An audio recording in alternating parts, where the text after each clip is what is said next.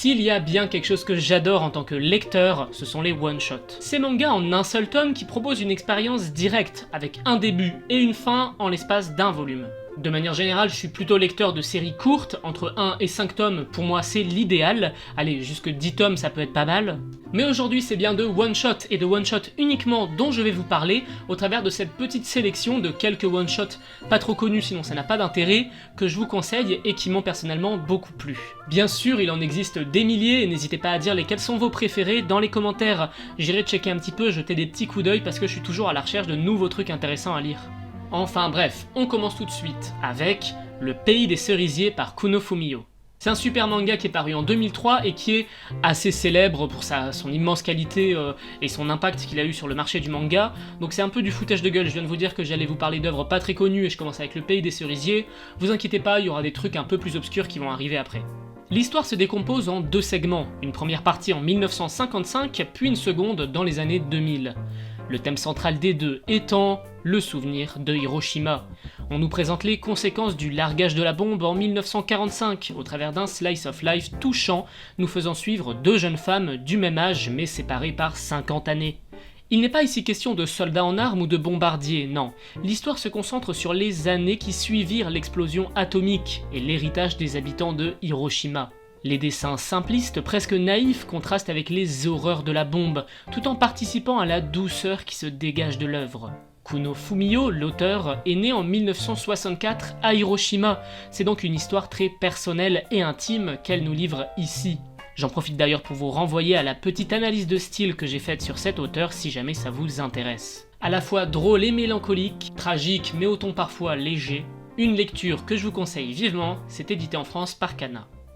Pour rester dans le même registre, j'aimerais évoquer un second one-shot qui parle à peu près des mêmes thèmes et vous allez voir qu'il est assez similaire, Les cerisiers fleurissent malgré tout. Par Keiko Ichiguchi est paru en 2013, qui évoque lui le désastre nucléaire de Fukushima. L'histoire présente le point de vue particulier d'une jeune femme japonaise partie vivre en Italie avec son époux, faisant face à la catastrophe de 2011.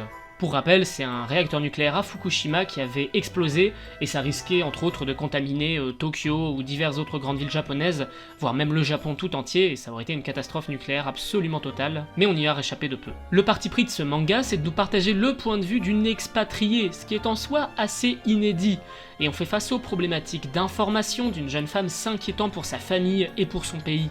On verra donc ses souvenirs, ses doutes, son envie de revenir, tout ça partagé avec une grande justesse, et pour cause, on est ici face à une œuvre quasi autobiographique, qui nous expose un point de vue rarement partagé, celui des expatriés japonais.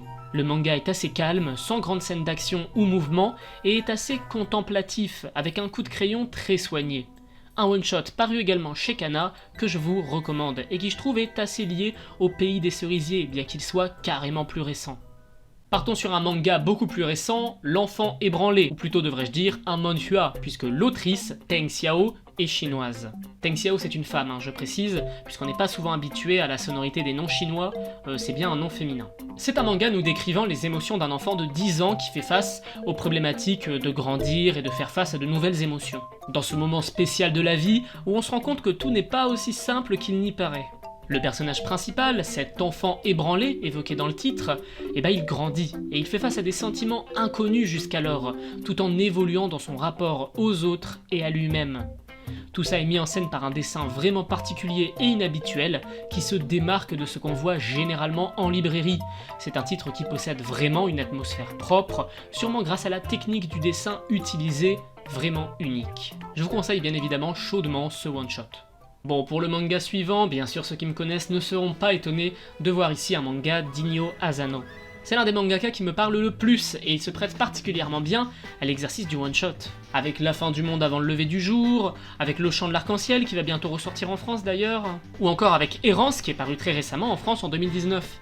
Le Quartier de la Lumière, lui, date de 2005, c'est l'un des tout premiers mangas de l'auteur. Tout début de carrière pour Asano, qui n'a alors que 2 mangas à son actif, sans compter ses histoires courtes.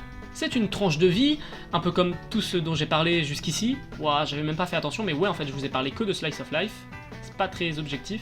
L'idée centrale de ce one-shot, c'est présenter différents chapitres avec différentes histoires plus ou moins indépendantes, différents personnages, tout ça, mais tout se déroulant dans un seul et même quartier. Donc bien sûr, tout est connecté ensemble. Ainsi on appréhende la vie dans ce quartier au travers d'une multitude de points de vue. Celui d'un enfant dans une famille dysfonctionnelle, une jeune fille belle et riche, un mangaka raté, personnage d'ailleurs assez récurrent dans les œuvres d'Asano, on retrouve des mangaka un peu losers dans Un Monde Formidable, dans Errance, dans Bonne Punpun évidemment. Mais bref, dans le quartier de la lumière, le véritable personnage principal, c'est le quartier bien évidemment. Le quartier, c'est à la fois le lieu de vie des personnages, mais également leur maison, leurs compagnons. On se demande même si ce lieu n'est pas doué de sa propre volonté. On le voit évoluer, on reconnaît les lieux, les bâtiments, et on se surprend finalement à s'y attacher. On retrouve dans ce one-shot des thématiques très dures comme la misère, la pauvreté, le suicide. C'est un pur Asano dans son style, avec un coup de crayon d'ailleurs assez jeune. Asano a beaucoup évolué dans son dessin, là on voit vraiment que c'était dans ses premières années. Un manga que je vous conseille chaudement, pour un public averti néanmoins. Voilà pour ces quelques suggestions de one-shot, j'ai essayé d'être assez exhaustif, de parler de pas mal de choses différentes, même si au final c'est que des slice of life, j'ai vraiment pas fait attention, je suis désolé. J'ai essayé également de pas en prendre des trop connus, évidemment si je vous dis de lire Ghost in the Shell ça sert pas à grand chose, tout le monde sait que c'est culte. Enfin bref, vous, quel one-shot aimez-vous? Quel one-shot vous ont marqué? Quel one-shot vous êtes en train de lire en ce moment peut-être? Parlez-moi en commentaire, je vous lirai avec attention. Sur ce, je vous dis à très bientôt, portez-vous bien, bye.